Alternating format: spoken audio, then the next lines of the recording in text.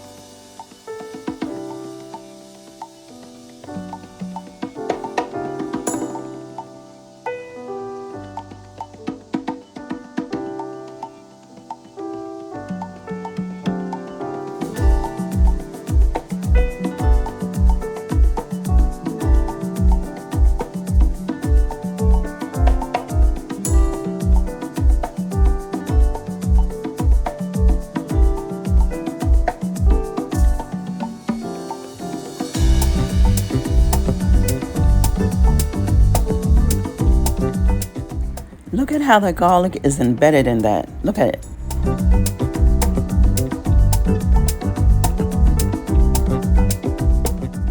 Depending on the size of the sprouts, you may not need all the sugar. If your 1 pound bag gives you a lot of little ones, you're going to need more sugar.